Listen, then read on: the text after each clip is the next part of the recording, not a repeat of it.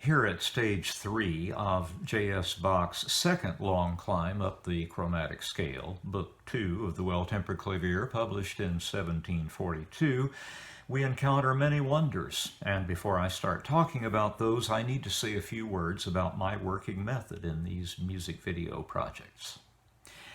The analyses you see of all this music on my channel are my own.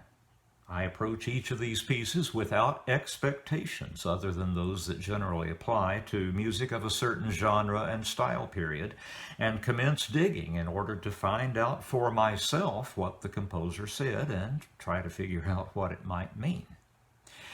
Some of what I provide here is objectively verifiable. Those harmonic analyses, for instance, that I supply for modulating passages are identical to what any analyst working with the standard understanding of common practice harmony would produce. My parsing of movements, however, into such components as themes, paragraphs, phrases, and so forth is a little more subjective in some cases, and if you look into what others have said about the same music, you won't find all of us on the same page. The same goes for musical style.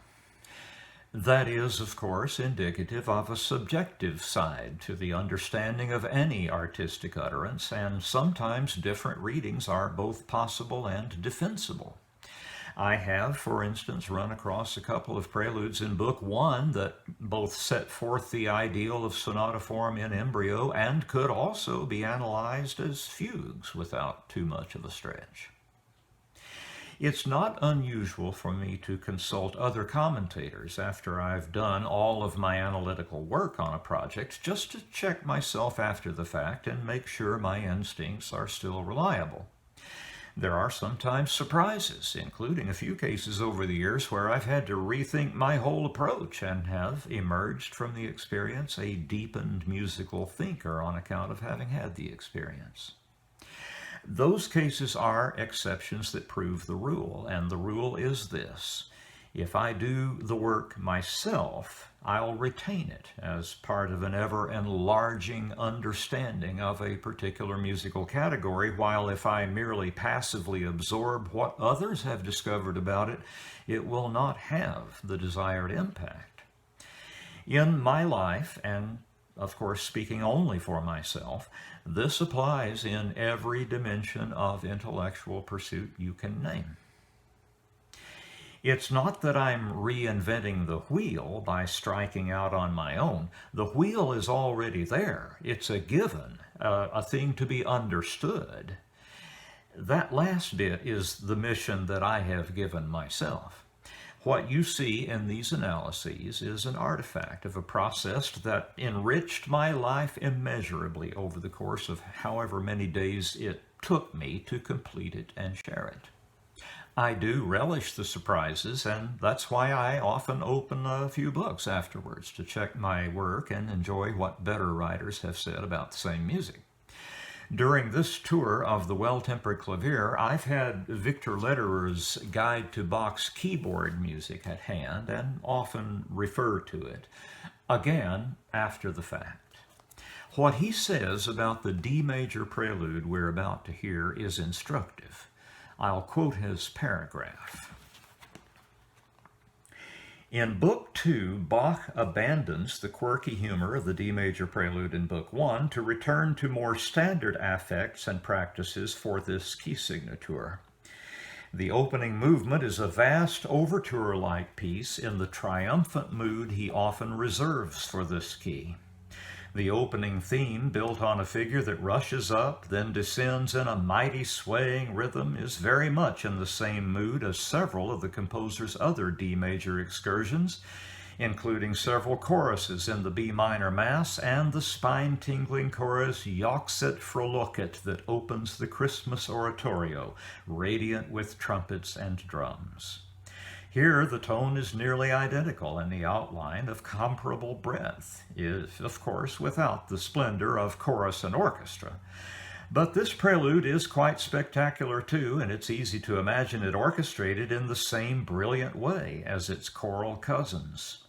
Composed relatively late in Bach's career, some modulations between keys anticipate the harmonic drama of the classical sonata, which began to develop around the same time. There's no question that D major was Bach's most festive key, a fact attested by the D major Magnificat, the splendid D major sections of the B minor Mass, the Christmas Oratorio, and on and on. And if I had read Lederer's description of this prelude before hearing it, I might have bought it wholesale and thought no more about it. The music certainly can be heard this way. But I did my work on this music before I read Lederer's description, and I heard something quite different in it. I'll let you discover what that was when you watch my analysis, and I'll leave it to you then to decide who came closer to a more useful understanding of this music, or perhaps you'll hear something entirely different in it. The greatest art is that which admits of multiple interpretations. Regarding its form, Lederer is certainly correct, although I think he understated the case a little. This is one of the most thoroughly worked out sonata-type movements I've ever encountered in Bach, comparable in both length and proportions to the final movement of his third Brandenburg Concerto. And there is a fascinating metrical puzzle that Bach has set himself here to address, the two ways of being in quadruple time.